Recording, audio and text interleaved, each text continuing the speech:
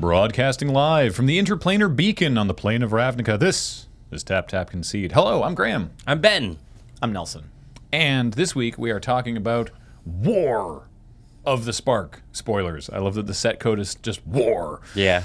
And yeah, we're not even going to do a Crack-a-Pack this week because there's so many cards. There's a lot. Yeah. Many cards have been spoiled. The density of Planeswalkers is so darn high. Before we get into that, a quick reminder that Tap Tap Concede is brought to you by Card Kingdom. Check out cardkingdom.com/LRR for all of your card needs. And if you tell them LoadingReadyRun sent me, button please, you'll get a little 1-inch button, which I think is a Tap tap on sleeve. Tap tap unsleeve, Tap, right? unsleeve. The Ben Wheeler classic. It was, I don't recall. It was him versus Jeremy on one of the Highlander things where he was just started unsleeving at the table. Yeah. Well, Magic, it's been a wild ride. Yeah. Gets out his phone, TCG player app, just starts loading his collection, his deck for sale, right? Just I'm done. Goodbye. I got to the end. Yeah, I beat this game. I've started actually doing because I've got my collection sorted now, and I dumped all the extra cards over at YJ and whatnot. And to the point now where it's red sorcery common, red sorcery uncommon, every single kind of thing. And now I've got to go through the whole process of I actually want to scan it in so that I don't. I want to scan each card so that when I go, because I go to a card store all the time and go, oh man, this card would be sweet. I'm And gonna you take buy it this. home and you're I've already got a have copy. this. Right. Come home, put it next to your other Johnny Goldman. Yeah. So We did that episode on organizing your home collection, right? We did. So how long do you think your collection's going to stay this well organized? I'm doing my best. Honestly, We're all doing our best. Yeah, right. That's kind of the nature of it. But I had to build a deck for James and myself for Oathbreaker when we did that on Friday, which was awesome, by the way. You should go watch that video. Let's take 30 seconds and tell us about that. Were there any surprises on the Oathbreaker game? Yeah, I mean, I think the first thing that we noticed was that people were not casting their signature spells as much as we thought it would happen, because the idea of casting a Planeswalker and making them stick was actually a lot more difficult than it came across. And Surge ended up running Wrath of God as his signature spell. As a signature spell. That was the face we made. But he only cast it once. So even that he cast it once is kind of impressive. Yeah, well, it's just every time that he played Chad, who was his commander, everyone was like, all right, I swing everything at Chad. And he went, okay. And then you can't cast the signature spell, right? So, you can only cast the signature spell if the Planeswalker's on there. Okay. Yeah, which is, so it's if you wanted to run Nissa. I know you did a whole episode about this format. Yeah, I was out of town and I haven't had a chance to listen to it yet. Hey, Graham's back, everybody. Hey, what's up? Yeah.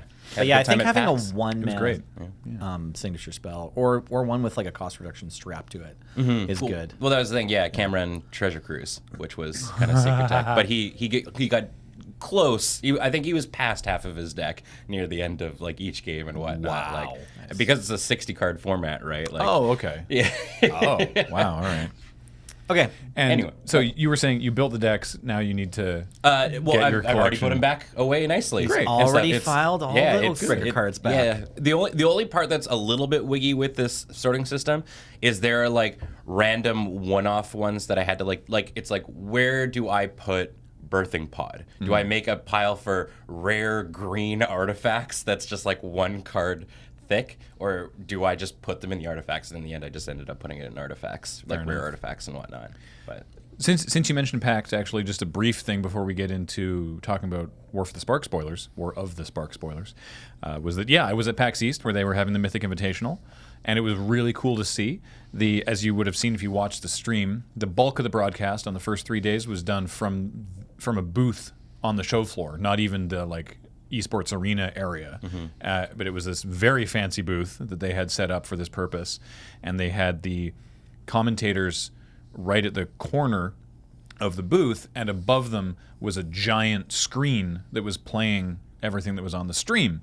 And I think it was partway through I think it was on the Saturday. It may have been partway through Friday, but on the Saturday, that changed to just a giant Mythic Invitational logo because too many people were stopping in the aisle to watch it. Oh, no way. Because it was too interesting. And it was That's like a awesome. fire hazard or something. Yeah. Basically, there was like a tape line on the ground where it's like where if you were inside the tape line, you were technically in the booth and you could stand there to watch it, and that was not being observed. Probably not. So yeah, you could still watch it on two sort of smaller TV screens, and then they had the players wearing like the multiple headphone thing where like there was like a set of earbuds and then the over-ear headphones to completely white noise out the rest of the expo floor. So Just like StarCraft. yeah, so they couldn't hear the commentators who were like 10 feet away from them. Or more importantly, it's the crowd. Yeah. Because the crowd will see your opponent draw a card before they And then decide go, how to play "Oh!" it, and they'll go wild, right? As if it's Fireball or something. We were doing that in here. So I spoke with, got to meet, got to actually, so I saw Emma Handy again, who had been here for PPR, and I also got to finally meet Autumn. Oh, you got to meet Autumn, which nice. which was great, and They seem like such an awesome human. it had been expressed to me separately, like after they won, that they were a fan. Oh, no way. Yeah, of Loading Ready Run. Cool. Like they have watched like a bunch of watch and play and stuff, and so it was really cool. What's up, Autumn Lily? Thanks for tuning in. It was really cool getting to meet them. And there was like just like a mutual enjoyment exchange. But Emma was telling me that because I said to Emma that my favorite part was when after Autumn won, Emma just tackling them. Yeah, that was an important moment. Yeah. And Emma was saying actually the funniest part was prior to that, because several of them were sort of off to the side, and Emma was freaking out because it was looking really, really, really good for Autumn, and the head judge came over and was like, technically Autumn can see you. You need to gear down. Like, you need to cool it. That's the best feeling, though. Yeah, because she was so excited just watching that the head judge was like, Right. you need to calm down. This can't. 'cause Yeah, there's an technically- outside assistance. Yeah, exactly. Yeah. If Autumn can put together why Emma's freaking out. It was really, That's really so cool. cool, though. And then the whole invitational, watching that happen on the show floor, being so popular when they did the day 4, like the top 4 actually in the PAX Arena esports area, every seat was full, massive crowd standing around the outside. There was pyro. The pyro really was cool. weird, but it was Yeah. I was super stoked to see it. Yeah. And why not? Like it definitely felt like they made a real go. Oh, they went hard, Okay. yeah, Yeah. and got I also- massive viewership for it. So I good just for them. I love watching Sean like commentate and be like a host for card game things. Day Yeah. 9, like Yeah. he's just so amiable with like everything. It was a good team they had. He's a real pro. They had put Yeah. together. Rich was there also. Rich Hagen was doing a bunch of stuff behind the scenes. I barely got to watch the thing because I was Rich is kinda- at PAX with a booth. Is he kind of like the boss of coverage now? No, Okay. because he's still a contractor, but he's sort of like in charge of a lot of it behind the scenes, but he's not like the in charge, I guess. But anyway, yeah, ran into him while we were playing. Doesn't a sign the Commander checks, game. but does tell you where you need to be if you're on the coverage Basically, team or yeah. something. Yeah. Yeah, on Saturday, Captain. it all kind of PAX was 4 days. It all kind of blurs together. Adam, Jeremy Knoll from Star City, Stibbs, and I played a Commander game with four of Stibbs's decks. And Rich just sort of came by and said hi. That was a weird game. That was a weird game. It of looked Commander. weird. Yeah. I can't remember, but I saw the tweet and I remember going like, what happened here? What happened was Adam made me win the game Okay. because he cast Living Death. Yeah. And I was playing a deck. We were playing all decks that Stibbs had built, and we just picked them at random. Because we sat down. He's like, "Well, I have all these decks. This one is." I was like, "Don't tell me," and I just grabbed a box. Nice, And good. so then, of course, doing that, Adam was like, "Well, I'm going to do that now too." And then Jeremy was like, "Okay, I guess this is what we're doing." So we all picked random decks. Obviously, Stibbs knew what they all were, but And my gosh, right. My commander was the Locust God. Oh, sweet. And my deck was all about like resolve Locust God, cast Wheel of Fortune as much as you can. Right. Seems good. And so I'd been by this point I had discarded the deck doesn't run a huge number of creatures, but I'd been discarding a lot of cards.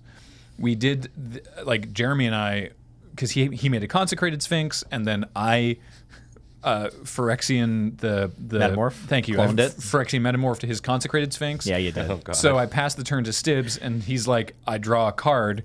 And then Jeremy's like, cool, I draw 2 cards. And then I'm like, cool, I draw 4 cards. And then Jeremy's like, neat, I draw 8 cards. Yeah. And so we just went back and forth drawing like half our deck off of Stibbs' 1 draw step. And so... the way you do. Yeah. So this was the important point. It wasn't his draw step. It was he did something. He sacked Yavimaya, whatever, in his end step.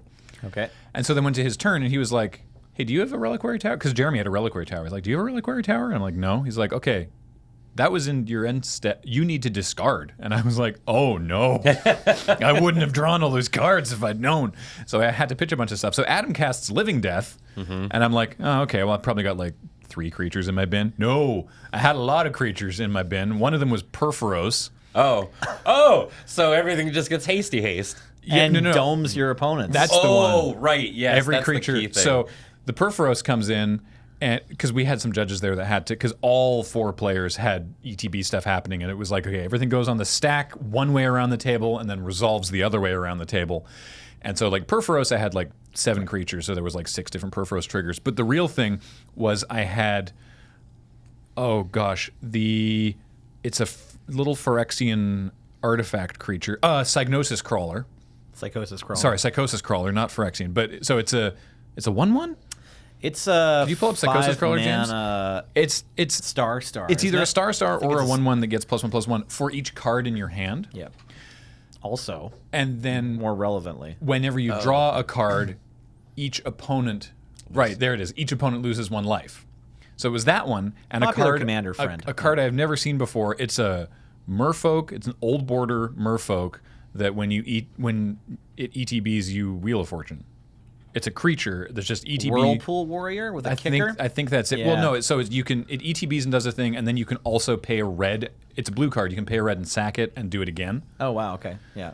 And so Whirlpool Warrior. It wasn't Old Border, or the one I played was. So yeah, Always shuffle the cards from your hand into your library, then draw that many cards. That's so what it's it not was. it's not wheel, although it's even better if you have more than 7 cards. Right. Yeah. Okay. So let me actually read this one out. Not Yeah. that it's super relevant, but 2 and a blue, 2/2. When Whirlpool Warrior comes into play, shuffle the cards from your hand into your library, draw that many So cards. just you get in your Yeah. hand the same size as you already have. And then activated ability, red and sack it. Each player does that. Yeah.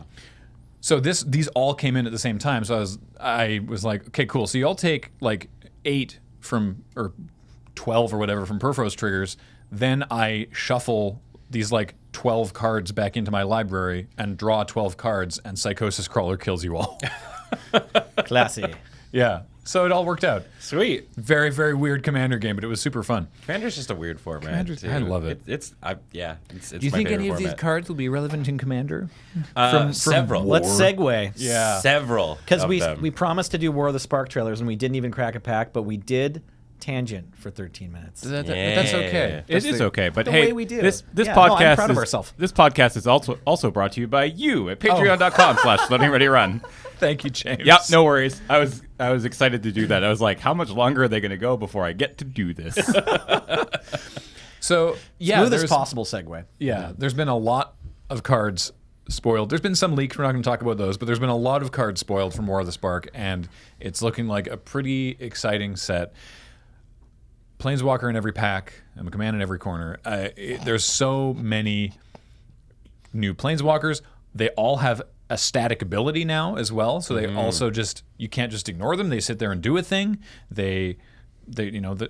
At worst, they're like an enchantment that does something. That Then your you- opponent can attack with their creatures. Yeah, but then you also get to have the loyalty ability. The ones we've seen at Uncommon only have minuses, but Proliferate is in the set. Hella proliferate. I'm super excited. What I think is really, really interesting about the design of a lot of the ones that are uncommon are a lot of their starting loyalty costs are at odds with the CMC. the ability actually that they're right. using. So, for example, if you look at Tybalt, right? Because of course I'm going to say Tybalt first. Little Tibbers. Little Tibbers is back, and he starts at 5 loyalty, right? But then whenever you're using his down tick ability, it's a -2. So on the chance that maybe you're not doing Proliferate and whatnot, you get to do this twice, and he still gets to sit there as basically an enchantment, Yeah. making your opponent not do anything life-wise. So I think it's just kind of neat. Like, just real quick, Tybalt, Rakish Instigator, is 2 and a red for a 5 loyalty walker. Your opponents can't gain life. And then, -2, create a 1/1 devil that says when it dies, it deals 1 damage to any target. So it's you make a Footlight Fiend. There was a card that did this from Shadows of Innistrad block. I don't remember what it was called. Yeah, but it's like a 1/1 that when it dies, you ping something. okay, yeah. Um, I was so thinking of Goblin Arsonist. so Goblin yeah, Arsonist so is you, the first one that had this exact line of text, and then they made tokens that are called devils, like that. That template is the same. That is the same. Right, As, yeah, and they're also red. So yeah, 5 loyalty, you -2, you make a devil, you -2, you make a devil, but then you can't -2 because he's only got the 1 loyalty. So yeah, then he just sits there and is like, no, you can't gain life. Yeah, which is awesome. Yeah, already, Tybalt has the reputation for being kind of the worst planeswalker of all time, and Tybalt isn't even the worst planeswalker in this set. No. Yeah. Do we know what Tybalt's... Because all the planeswalkers have like a... I mean, speaking of Oathbreaker, they have a signature spell. Do we know what Tybalt's signature spell is? I think it's Blightning.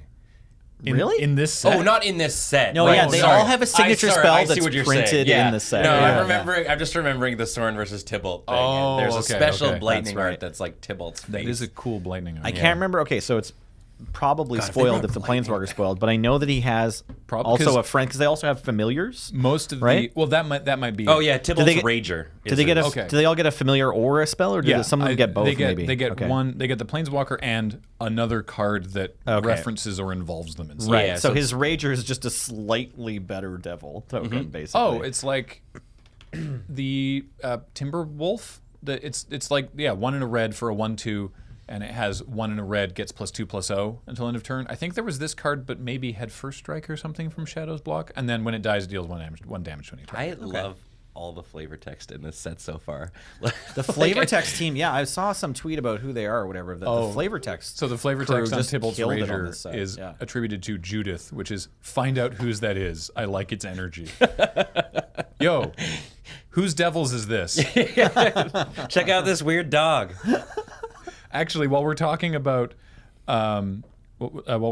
flavor text, there was 3 cards that Cube April mentioned in a tweet. Bulwark Giant is probably one of them. No, so okay.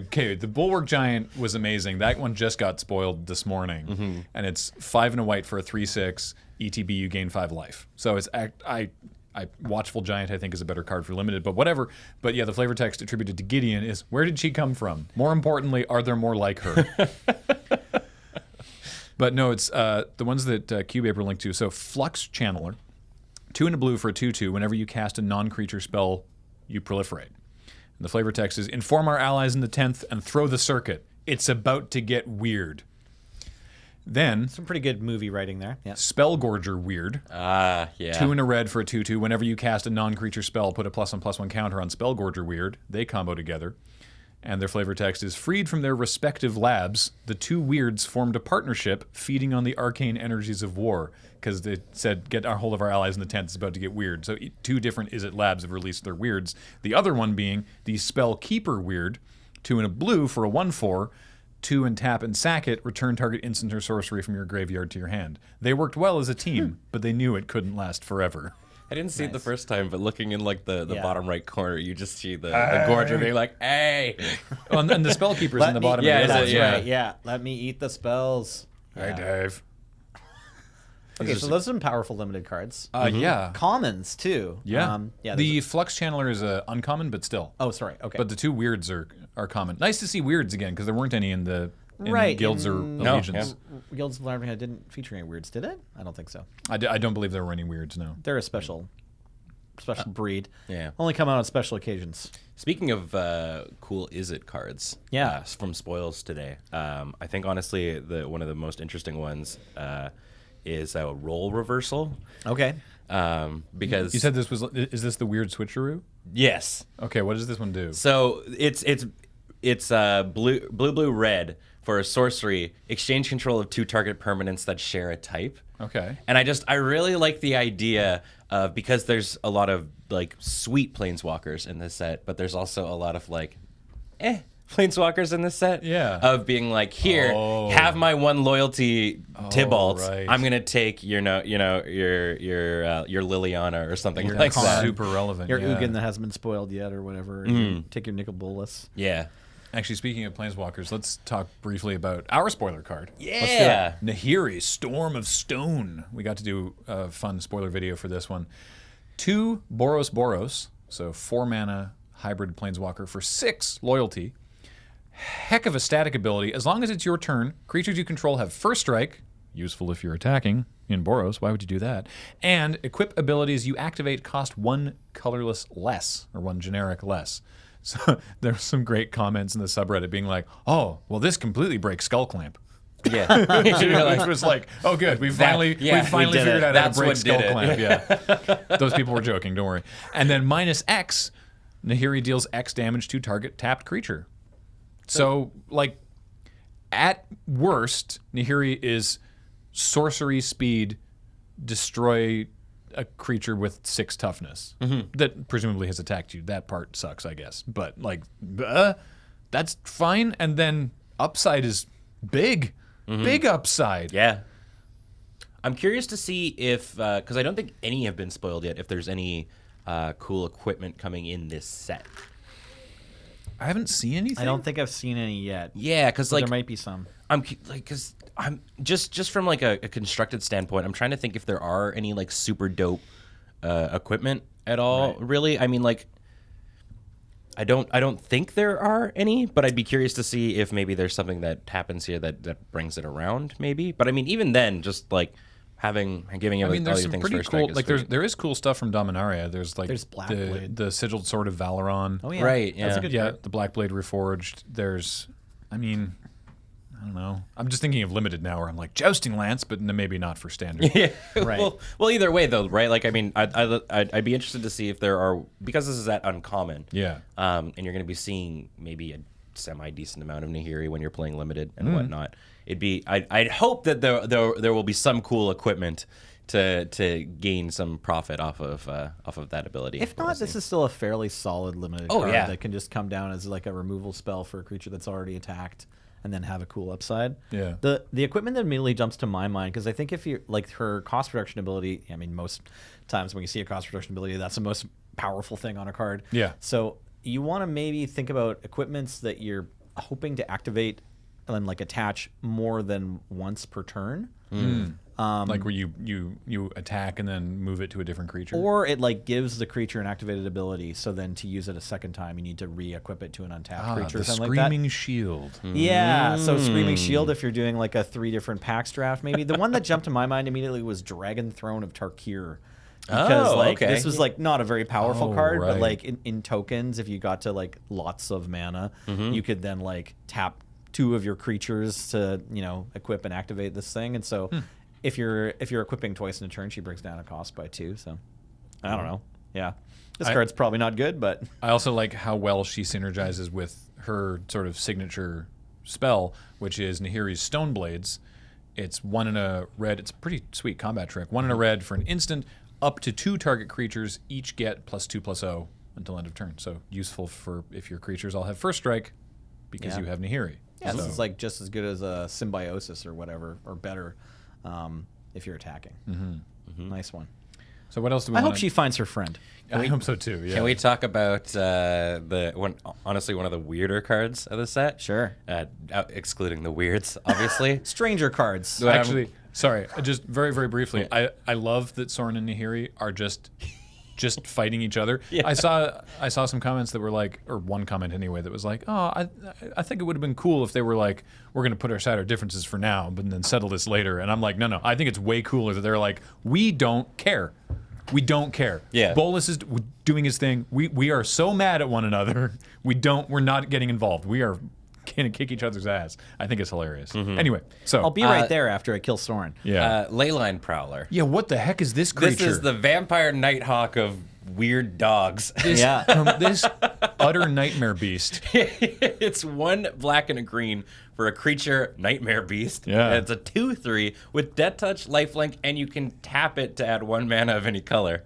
This is a cool card. The most aggressive mana dork I've ever seen. The Swiss Army knife of like black-green cards. Yeah, he needs to like sack himself to draw a card too or something, right? So Yeah, it's just yeah. the like, what do you need, boss?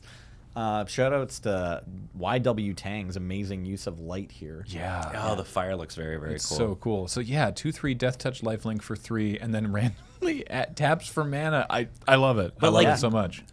Like looking through these, a lot of the Golgari cards are like really odd to me in this one. I like the Terror plus Rampant Growth a lot. Yeah, It's the kind of a strange Death Sprout.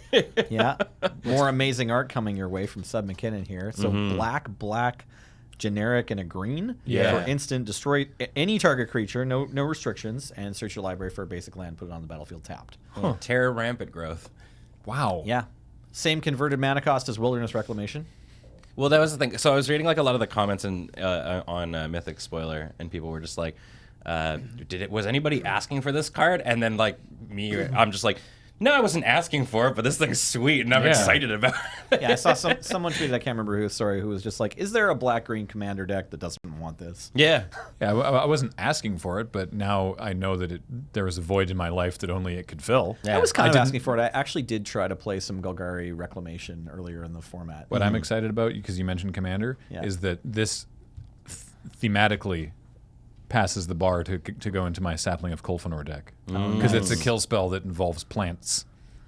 What do you think of the other? There's a legendary creature, not a planeswalker, with the same converted mana cost. That's a 5/4 trample. Holy moly. Zombie this thing. elf. Yeah. It's a Lich card. She's Devkarin Lich. Woof. Yeah, what's her name again? Can't remember the first name. Kathleen? There we go. Yeah. Storev, right. Storev. Kathleen was talking about her during By Law and Order. Storev, Devkarin Lich, 1 black, green, zombie elf wizard, legendary, 5/4 trample. Not bad.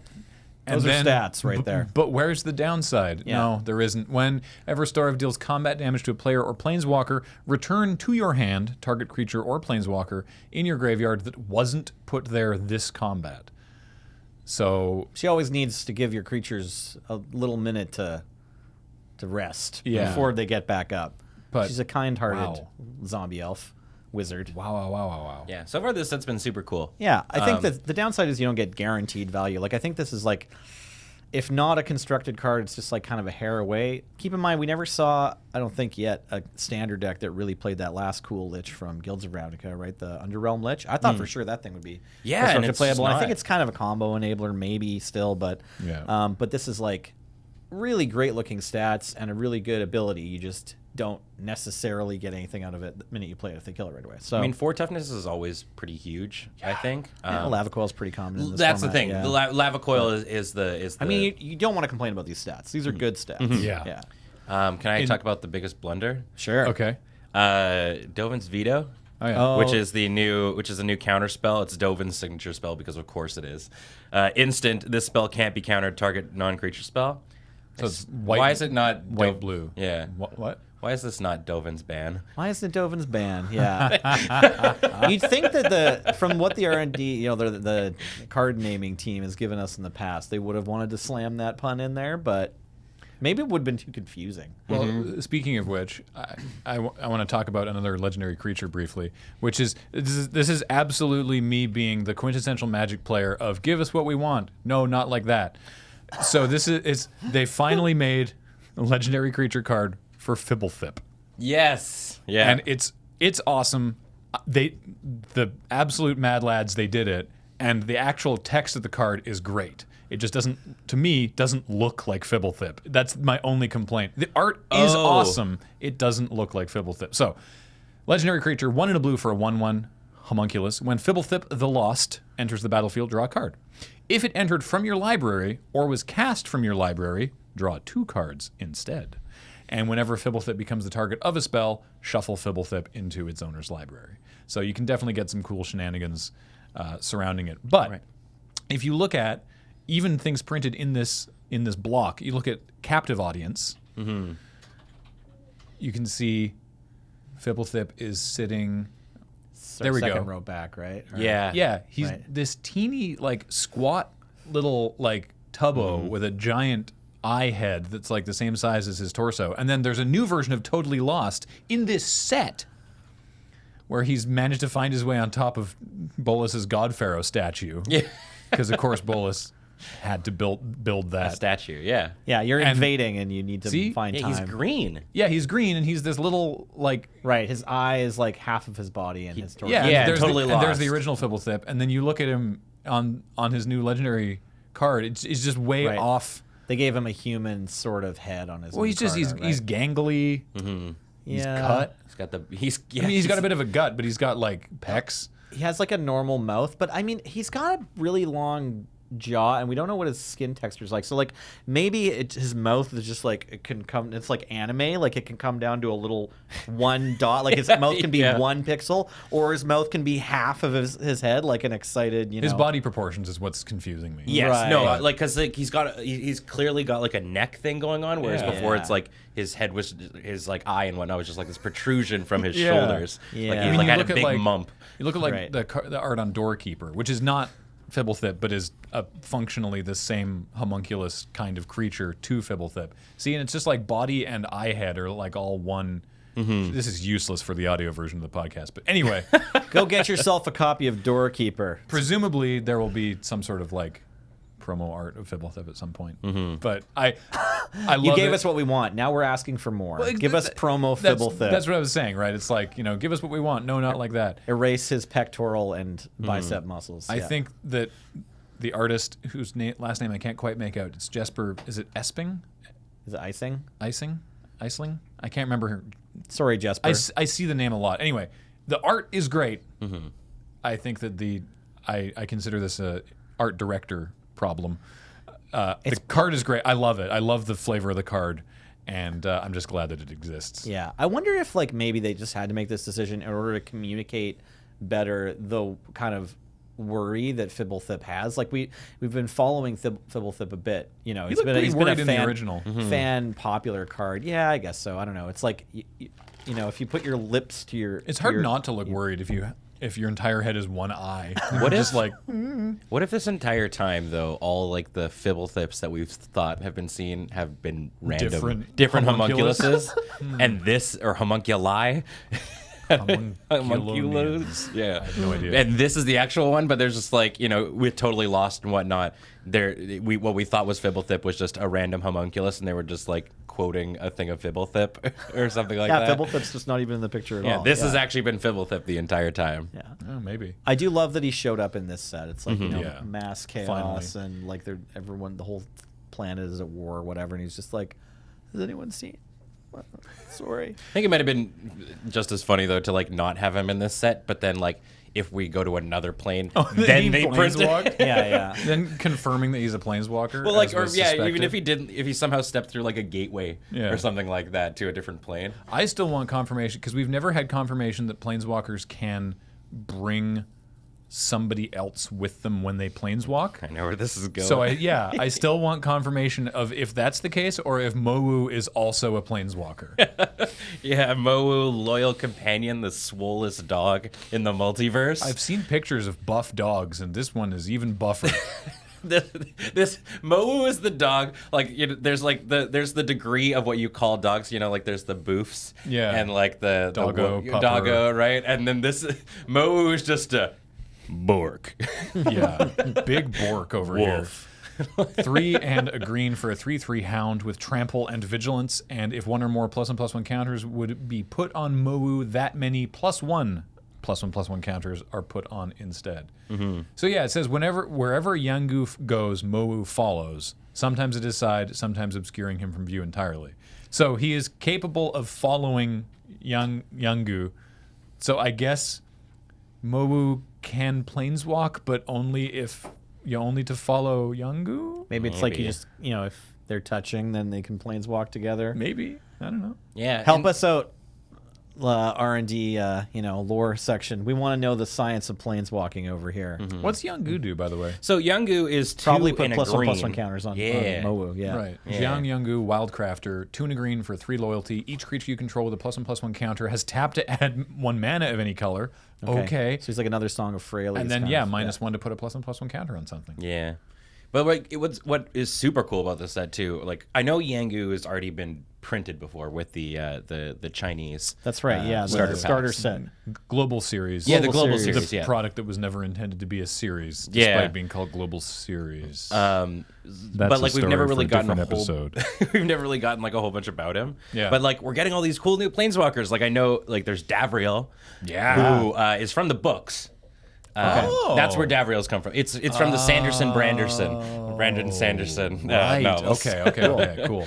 And yeah, he's pretty cool. He's got a neat mask. He's basically the rack a little Rogue bit. Shadow Mage. 2 and a black, 3 loyalty at the beginning of each opponent's upkeep. If that player has 1 or fewer cards in hand, Davriel deals 2 damage to them, and -1 target player discards a card. Oh, I like it. Yeah, I like this card. There's also Teo, the shield mage, who I've never heard of before. No. But me you want neither. his jacket, right? Yeah. Teo is 2 and a white for a 5 loyalty planeswalker. You have hexproof and you make walls. Okay. Yeah. There's I know there's another one that we haven't even seen yet, who is, at least we saw the stained glass of her, but we don't know what she does unless I've missed her. The Wanderer? No. There was another one that Oh, the one that looks like she kind of has Teferi's staff. That one. it looked like an Innistrad shepherd's crook. Okay, yeah, something But like that. We haven't yeah. we haven't seen her haven't yet. seen her, but there's then a stained glass also for her, yeah. the Wanderer. Yeah, there's the one we don't know anything. I like also. Sorry, James? Can you go back to Teo for a second? Teo the Shield Mage, legendary planeswalker, Teo, right? All the planeswalkers, I literally just noticed this second. They all Yeah. say legendary planeswalker, and then the Have a type, the yeah. subtype, the Wanderer, does not. Huh.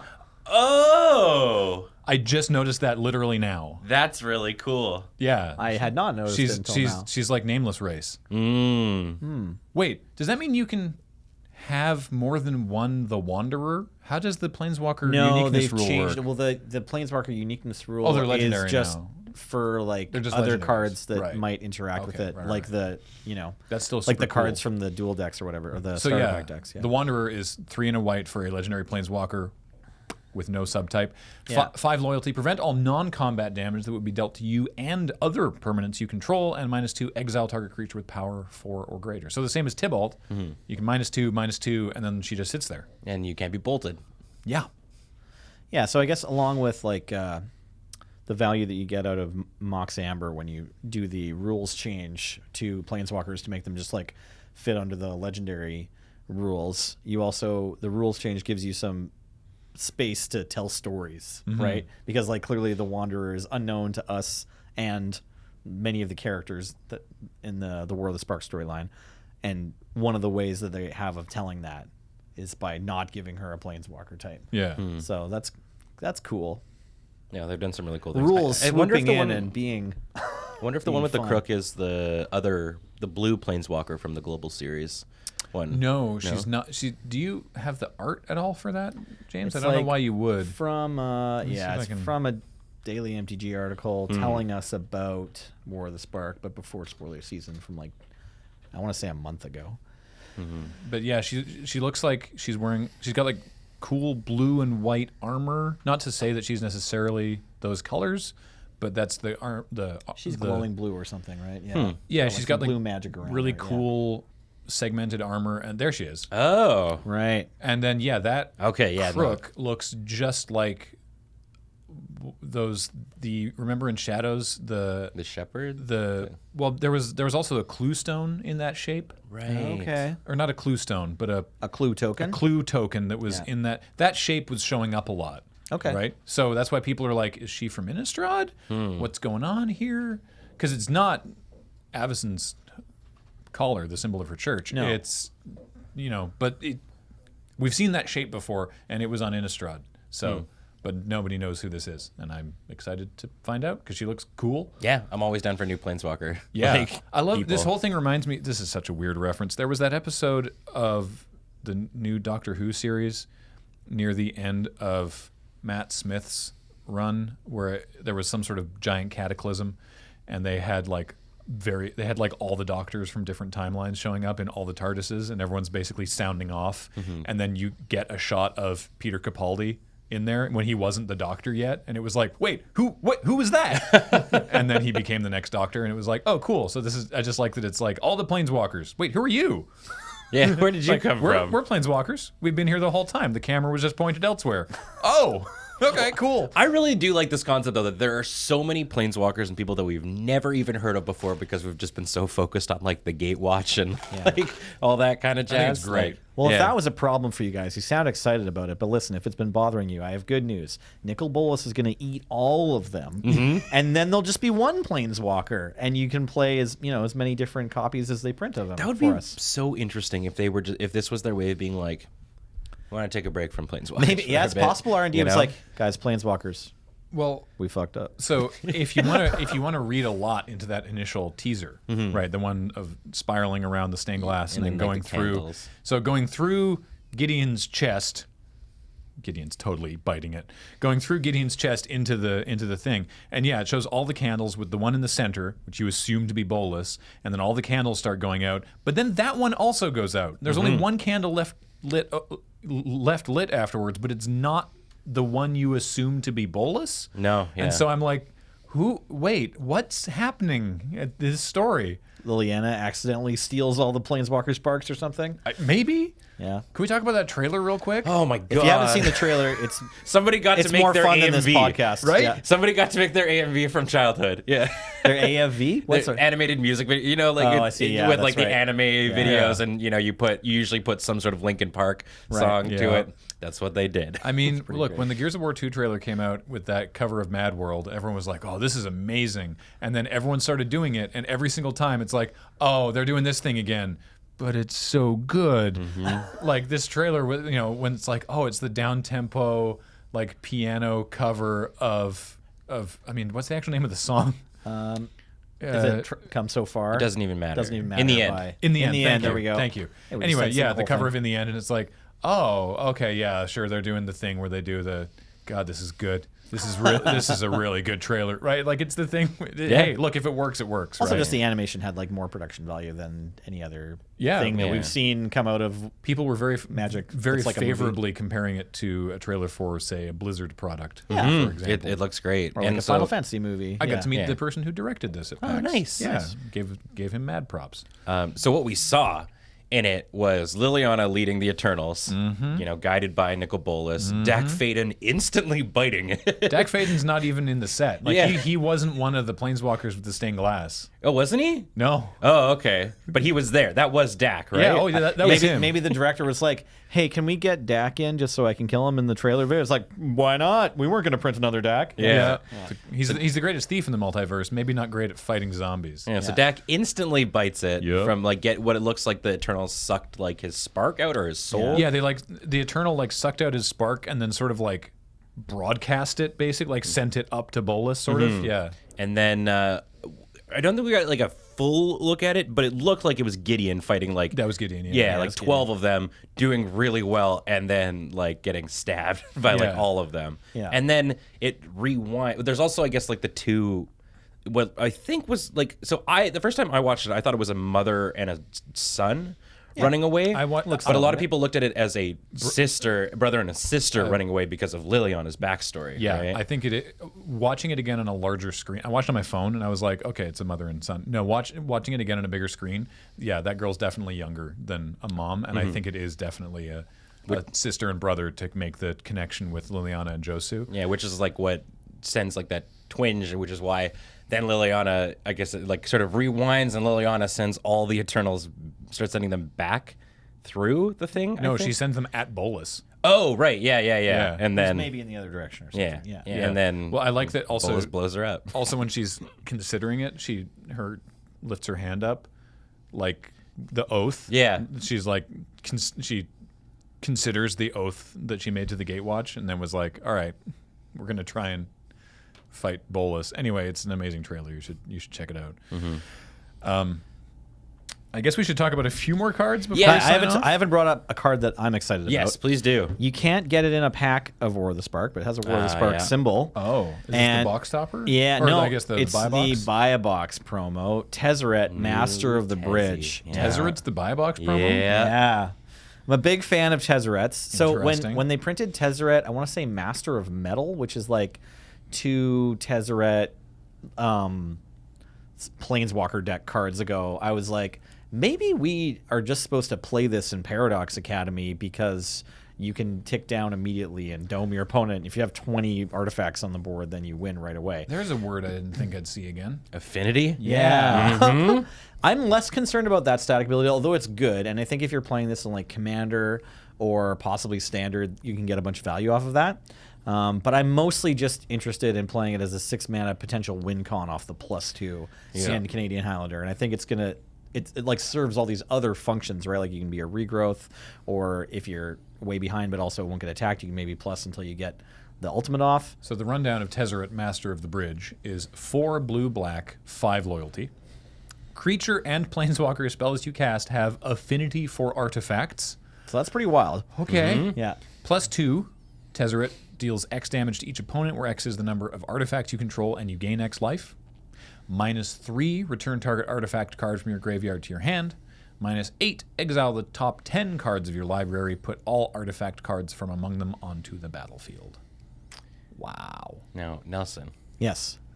do you run Spell Swindle in this? I mean, not usually, but that's kind of exciting, I guess. Yeah, do it. Spell Swindle was the counter from Ixalan block that it's 3 blue, counter spell, and then you create X treasure artifact tokens, where Yeah. X is that spell's CMC. So you just get lots of artifacts all at once. Yeah. Seems fun. I like Spell Swindle. It's 5 mana, but woof.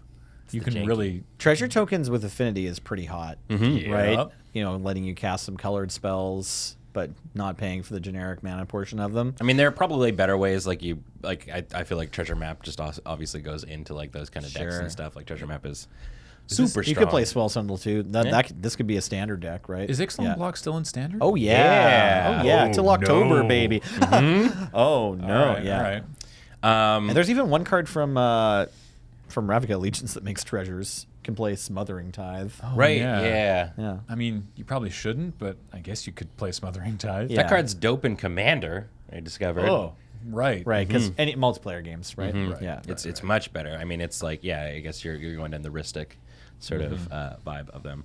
Yeah. Smothering Tithe is the, real quick, 3 and a white enchantment. Whenever an opponent draws a card, they may pay 2 mana. If they don't, then you get a treasure, which is sack and add 1 mana of any color.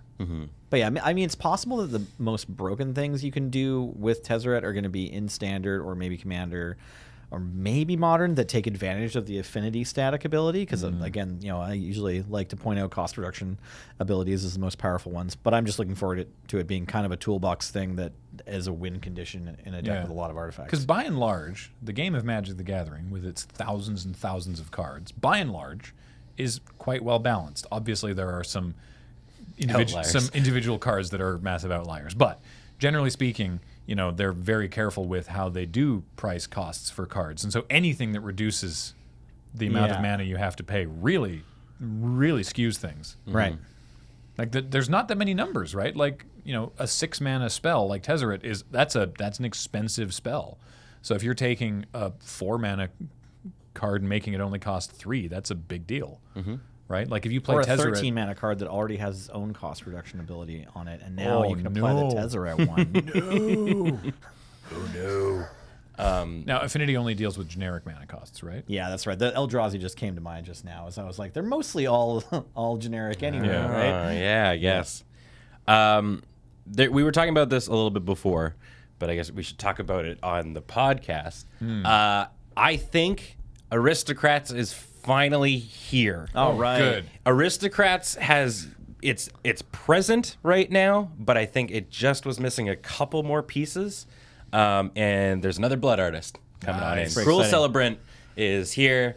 White and a black for a 1/2. Having that 2 toughness, That's nice. it's nice, especially Not nothing. again, yeah, and it's now granted it is just stuff you control, but it also includes planeswalkers. Yeah. In its in its Blood Artist style And it causes effect. life loss, slightly better than damage most Yeah. of the time. Yep. It's harder to cast than Blood Artist in a way that no one cares about. Yep. I like also the flavor that she's just like, look, I can't fight either side of this, so we'll see how this shakes out, and I bet it'll be great. Yeah. At the end of the It's day, like, wow. we're gonna get to watch everything. So what do you think that deck looks like then? You got your Celebrant. What are the other pieces that already exist? Judas? So the pieces that already exist, there is, just cool ones. There's Midnight Reaper from Allegiance, which is whenever one of your dudes die, you get to draw a card and lose 1 life. I'm still on the fence of is it Fireblade Artist goes in there. It's black and a red. 2-mana 2/2 haste. Right. Yeah, you can sack one of your dudes and throw it. There's what about Judy? Judy also. Yes, Okay, Judy absolutely goes Priest of Forgotten Gods, usually, right? Kitchen sink, yeah.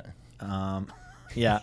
And then, I guess there's 2 Doom Travelers in Standard you can play. There's the 1 white mana one. Hunted Witness. Hunted Witness. And I think they sometimes play that. Isn't there a new one in this set? That's right. And now in red, you can also play a Doom Traveler whose name I forget, but it's a 1 red. I was looking for it, and 1/1 then first strike with amass 1 when it dies. which I guess we haven't even talked about Amass. Yeah, That's right. Grim Initiate. Grim Initiate. So yeah, it's a 1/1 with first strike, which is pretty great. And then when it dies, you amass 1. So the way amass works is the text for amass 1 is you put a +1/+1 counter on an army you control. If you don't control an army, you create a 0/0 black zombie army creature token first. So this is, it dies, you make the 0/0, you put a counter on it. So it's a 1/1, replaces itself with a 1/1.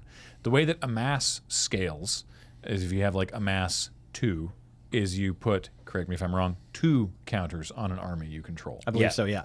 So you're increasing, the number of counters that go on a single army, not the number of armies. Yeah, so worth noting, it always checks to see if you have an army first, and then if you don't have an army, you make an army. So how wide can you go with this? Are there cards currently spoiled where you can just make armies? Well, there's not yet. So yes, no. So it's always a card printed with a mass, and a mass just always checks to see if there's an army. So typically it'll be. So if you one have multiple creature. cards with a mass, you're just making one creature very big. Yes. That's right. However, there are a number of clone type creatures that are there, and you can clone and make another army. Wouldn't that make it just a 0/0 because you don't clone counters?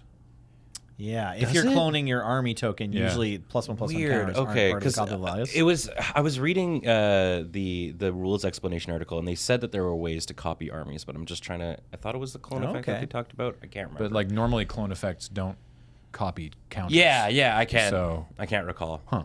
Maybe By they'll the way- show us. There might be some clones that come in with counters, like the one from Shadows over Innistrad. Right. The So blue-green one. we're yeah. looking at Invading Manticore right now, Right. which is 5 and a red for a 4/5 zombie Manticore when it ETBs amass 2. So it's 6 mana for a 4/5 and a 2/2.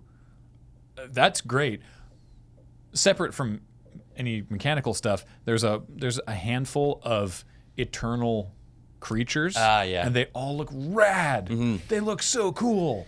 Worth noting that they're all creatures that you can actually remember sort of from Amonkhet. Oh, yeah, Right. yeah. Because there's the Piercer one, Manticore or whatever. I think that'd be one of them. I think the one that most people probably remember. Sorry, and when we is- say creatures too, we don't mean magic creatures. We mean beasts. oh yeah, you actual said things. creatures, but it's we mean monsters on 4 legs or whatever. But the not one just I a magic instantly creature. recognized was Lazatep Behemoth, Right. Okay. which is the big hippo. Bull Hippo? hippo. Yeah, from Amonkhet. I can't remember the name of the hippo, but it was the cycling hippo. It's not. It's not bull hippo. It's. Oh darn it! It's definitely 5 generic and a green for a 5/6 with cycling 2. Yeah, right? and trample. It was 4 green, I think. For 4 green, 5/6 okay. trample cycling 2, yeah. But this yeah, is, this is just a 5/4 for 5 big old hippo. Yeah. Also, again, flavor text. I know I should be more concerned, but a big blue zombie potamus from Beyond the Stars. This is what they're invading us with. Yeah. You gotta imagine and then she spits or whatever, right? Yeah. There's a lot She's of people saying in Ravnica, and they're not interested in dealing with your shenanigans. Okay, we're getting low on time. I got one more card I want to talk about. Okay. Do you have one more card you want to talk about? there was just a couple. One other note I wanted to make regarding aristocrats and Oh, stuff. thank Yes. you. Combat Celebrant. One of the main reasons that this pushes it over for me. Cruel Celebrant. Is, Cruel Celebrant. Yeah, Cruel we Celebrant. were talking sorry. about Yeah. we were talking about Amonkhet. There Yeah, was right. Yeah, Combat Celebrant. But and with it was Cruel Amonkhet. Celebrant, the most key thing here is it's whenever another creature dies. A lot of Counts tokens. Yes, it counts You tokens. control, yeah. And that was one of the things kind of holding it back because now cards like Hero of Precinct 1 and whatchamacallit, the 2-drop that puts 2/1/1 goblins, the basically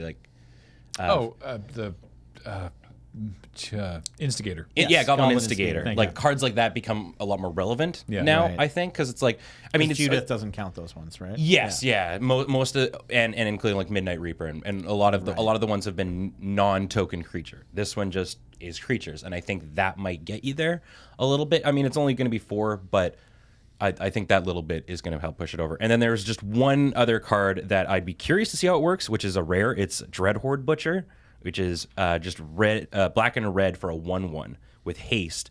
And whenever it deals combat damage to a player or planeswalker, you put a 1/1 counter on it. And when it dies, it chucks its power at something. Oh, nice. Right. So I think that might also be a really nice. It has a death trigger. So. Yeah, exactly. So And this is just a kind of generically good card, right? also zombie is not an insignificant subtype in this set too. Vindictive Vampire from Right. Yeah. Ravnica Allegiance also counts tokens, right? also counts token creatures as well. So yeah, the full Mardu aristocrats. I think probably have a density of spells now. I think it's there. Yeah, because a lot of the times whenever it's gotten to aristocrats, I've just kind of been like, I think I just want to run Mardu mid range. I think it might just be better, but I think aristocrats could do it. All right. Yeah, so we'll see. Okay, I just wanted to mention this card that's been spoiled. It's 3 generic and 3 black for a legendary artifact enchantment that says you may look at, I think, or you play with your top card of your library revealed. Bolus's Citadel. You may the look name of at it. Bolus's Citadel. You may look at the top card of your library anytime, and you may play the top card of your library. So that's a pretty good card right there. It usually costs 2 generic and 3 blue, but there's more words. If you cast a spell this way, pay life equal to its converted mana cost rather than pay its mana cost. Like That's scary. That's amazing. And then it has another ability. If you wanted to tap it and sacrifice 10 non-land permanents, each opponent loses 10 life. Wow. So this card has a lot going on. I think it's pretty nuts for Canadian Highlander. I want to see that. Possibly it'll be a modern combo? I don't know. Or just a popular commander card. Yeah. I want to see this card get stifled so bad. The sacrifice 10 permanents part? Yeah. I mean, I'm just excited to cast spells for life. Oh, Like, definitely. that's the part I'm excited about. But yeah. And just like chain you through can my sack library. it. You can sack it to its ability. That's right. But yeah, you're right. That's a pretty big stifle. Yeah. But I think it's sweet. I think this is probably one of the most exciting cards from the set. It's Very exciting. Yeah. Next week we're going to be talking about a lot more War of the Spark spoilers. It'll be a slightly different group of people in here, I think. So hopefully we don't double up. We'll make a list of the ones we've talked about. And yeah, this set looks. It looks very exciting. Like there's not the guilds to draft, so I'm really curious how this drafts. I assume more like a traditional set, just with a planeswalker in every pack. I think it's going to be like Grixis zombies, and then the other 2 colors can be more planeswalker proliferate oriented. But I think it can go just about anywhere. I'm really curious to see Yeah. what the commons, that remain to be spoiled are. Yeah, Because that's the the big limited, meat the and- limited seems very curious at this Yeah. point. Yeah. So that will do it for this week. Thanks so much for joining us, as always. And as always, a reminder that this show is brought to you by CardKingdom.com. Check out CardKingdom.com/LRR. Remember, we recommend them because we really actually think they're great. And of course, this show and everything that we do is brought to you by you and your kind support of our Patreon at patreon.com/LoadingReadyRun. Ben's about to roll up his rim. Oh, Let's see what. Did you win? you gonna storm I out want of the here? opportunity to play again. You want to like loudly quit after getting a car from Tim Hortons? Goodbye.